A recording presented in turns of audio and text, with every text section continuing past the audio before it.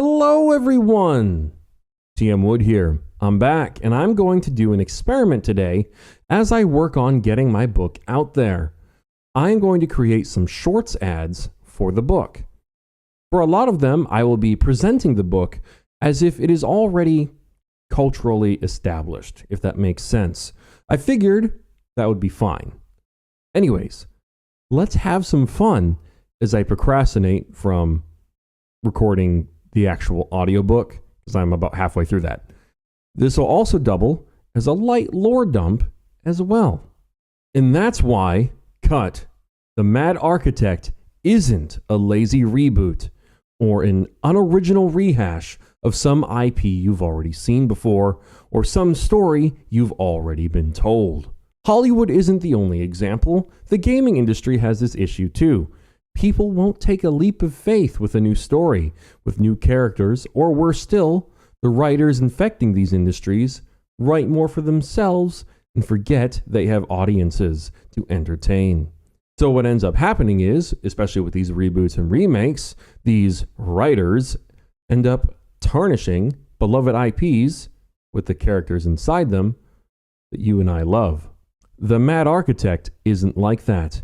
It's a story with a neat setting, a theoretical living version of Mars with a cool sci-fi concept that answers the question, what would happen if we could control energy the same way we can with math equations in physics class? And it asks the question, what would happen if you gave a whole bunch of people that power, but then gave one person a limitless version of it? Does absolute power truly corrupt absolutely? What does it look like when someone falls into darkness without realizing it?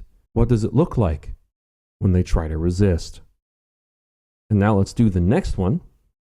And that's why Cut, Dalkanos Iovin, is my favorite character in The Mad Architect. I mean, hey, he may have a weakness or two, but that doesn't stop someone like Superman from being super powerful and still super cool. And just as a more niche, fun example, I personally grew up watching Bleach, and my favorite character in that show was Sosuke Aizen. His whole shtick was that even without his crazy hypnosis powers, he was effortlessly powerful. Iovin is like that, but on steroids, loaded up with trenbolone acetate and a sprinkle of dynamite. Not literally, but you get the point. He will never lose a fight. And no matter how important a battle is, he always makes a point to waste a little bit of time and energy to add some flair to whatever it is he's doing to destroy you. Cutting you in half is too easy and too quick, but a fire tornado? That's much more fun. But he's not without his faults. Technically, he can't lose in a fight, but if he ever loses control of his powers or uses too much of them, he can lose focus, and the protections holding his mind together start to fall apart, unleashing a monster within him that frightens even the most unstoppable of beings. All right, let's do this one.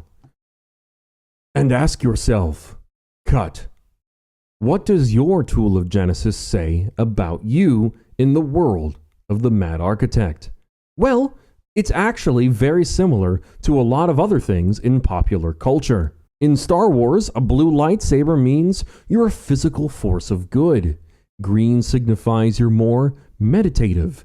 And purple means you've achieved balance within your own light and dark within.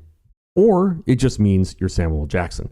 In Harry Potter, your Hogwarts house is determined by your values and motivations. I'm a Slytherin myself. Well, in The Mad Architect, there are two facets to your powers as a force wielder. First is the tool. This can be any common, fairly ordinary, innocuous object. Most common examples include things like swords, bows, gloves, whips, rings. Could even be a gun. But the more uncommon examples opens up the door to it being pretty much anything. Your tool of Genesis is like a conductor's baton, a way to direct the influence of your powers and when necessary, can even be used as a weapon itself. The second facet of your powers is your penchant. Your penchant is essentially your innate specialization. Some people specialize with fire, some with increasing the speed of something. Some people have a knack for manipulating space and having the power to teleport. But that said, you can learn new powers beyond your penchant, but you will always find that one thing to be as easy as breathing, if not easier. So what would your tool be? What would your penchant be? What kind of force wielder would you be? Okay, sorry, I had to scroll. All right, next. Now you know, cut, what limitations the powers in the Mad Architect have. The force wielders of the Mad Architect series have the power to control all sorts of things. Energy, space, matter, etc. Without limits, they could bend reality as they see fit. Fortunately for reality, there are limits. You see, whenever a force wielder tries to control energy and, say, make a firestorm or use their control over space to create a portal, the universe tests them by surging the forces through the body of the wielder first before allowing their influence to actually pass on to reality. Here's a couple examples. Let's say I want to release a huge fireball using stored potential energy I have collected inside me. If I try to release a lot, the universe will test me. If I'm strong enough, I will be allowed to create a blazing inferno. If I fail, I will likely be incinerated. All right, here's another one. Another fun scenario is if I try to open a portal. If I pass the test, the end result is obvious, and I open a portal. But let's say I try to open a portal that's too far away, or the destination is a place I've never actually been to. If I'm too weak and I fail the test, I could get torn to shreds at the atomic level. Perhaps even spaghettified, like how you would if you were to fall into a black hole. With great power comes, well, you know. Now you know, cut, where the Mad Architect takes place and why it's so interesting. Short answer, Mars. Long answer, it's complicated.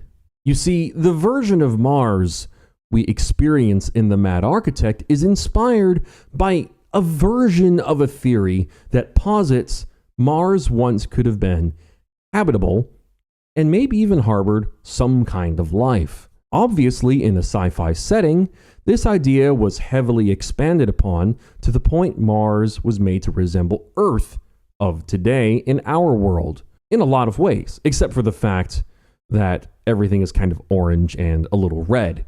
According to the source of inspiration, the theory, Mars's geological processes, the core's heat, tectonic movements, the atmosphere itself, all one day died out, just ceased activity.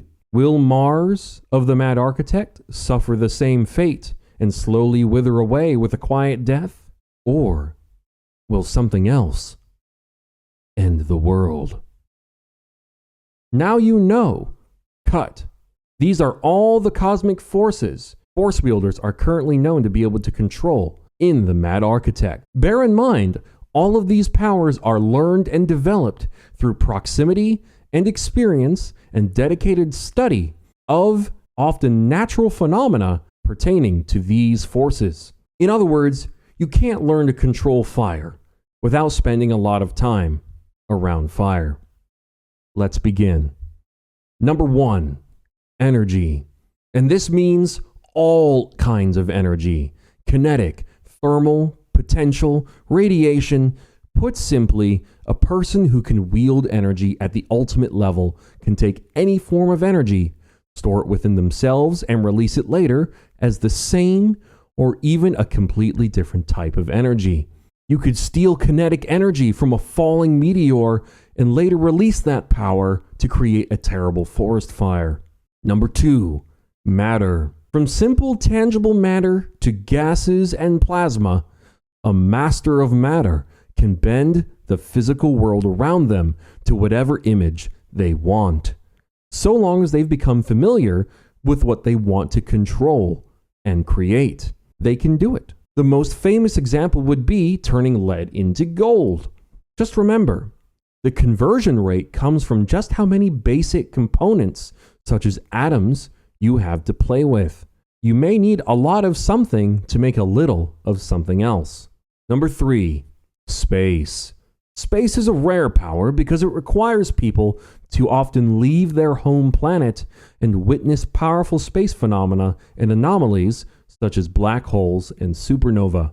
Once adjusted to their newfound awareness of the tides and constant bubbling of the universe around them, a wielder of space can create shortcuts, traps, and unfairly convincing illusions.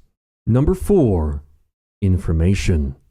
This is the power of understanding, a deep connection with the universe and how it is supposed to be when left undisturbed. Information is the script reality follows. A master of information can detect secrets of the past, hidden in objects, or recover long-lost knowledge from seemingly nothing.